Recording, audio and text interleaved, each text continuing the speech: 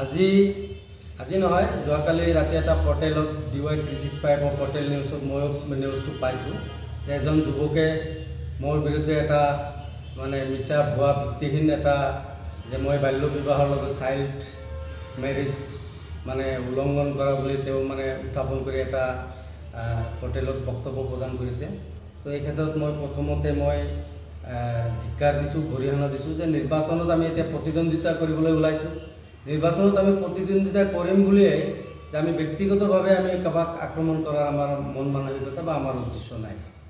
তে আজি আপোনালোকে জানে যে মই এইবাৰ মোক ভাৰতীয় জাতীয় কংগ্ৰেছ দলে 13 নং আছলপাৰা গাঁও পঞ্চায়ত আঞ্চলিক সদস্য হিচাপে মোক প্ৰাৰ্থিত্ব প্ৰদান কৰিছে আৰু মই মনোনয়ন পত্ৰ মই দাখিল কৰিছোঁ আৰু মোৰ মনোনয়ন পত্ৰ ইতিমধ্যে একচেপ্টো হৈছে।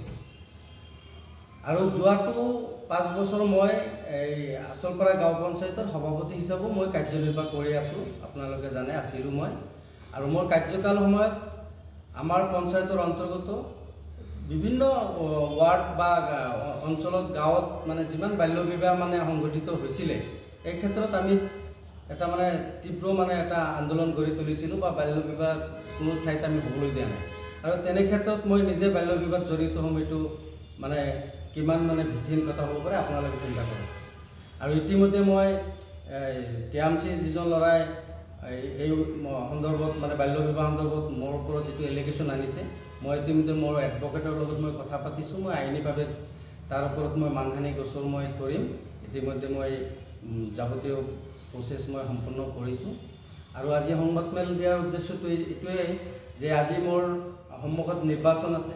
এই নিৰ্বাচনৰ সময়ত তেনেকুৱা মিছা ফলছ এলিগেশ্যন এটা অনাৰ পিছত হয়তো ভোটাৰ ৰাইজসকলৰ মাজত এটা বিভ্ৰান্তিৰ সৃষ্টি হয় যে কথাটো কেনেকুৱা ধৰণৰ, যাৰ কাৰণে নেকি মই আপোনালোকৰ জৰিয়তে ৰাইজে মানে শুদ্ধ মেছেজটো পাব লাগে যে এইটো এটা মিছা এলিগেশ্যন আছিলে। সেইকাৰণে আপোনালোকক মই ইয়াতে আমন্ত্ৰণ বা নিমন্ত্ৰণ কৰি ইয়াতে আনিছোঁ। আৰু আপোনালোকে জানে যে মানে যিটো দলৰ পৰা তেওঁলোকে মানে ইয়াতে নিৰ্বাচনত প্ৰতিদ্বন্দ্বিতা কৰিছে কোনো সাংগঠনিক ভেটি নাই, কোনো সংগঠন নাই তেওঁলোকৰ। আৰু তেওঁলোকৰ নিৰ্বাচনত যে মানে বেয়াকৈ মানে পৰাজিত হ'ব মোৰ লগত সেইটো মানে হতাশাত ভুগি কিনে কিছুমান আবোল তাবোল এনেকুৱা ধৰণৰ মন্তব্য দিবলৈ ধৰিছে। তো মই চেলেঞ্জ কৰিব পাৰোঁ যে মই যোৱাটো পঞ্চায়ত নিৰ্বাচনত যেনেকুৱা আছলপাৰাৰ জনসাধাৰণে ৰাইজে মোক মানে আটাইতকৈ বেছি বিপুল ভোটত জয় কৰি মোক মানে সভাপতি হিচাপে মোক মানে কাম কৰাৰ সুযোগ প্ৰদান কৰিছিলে।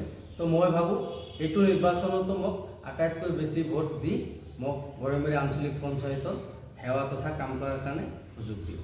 ধন্যবাদ।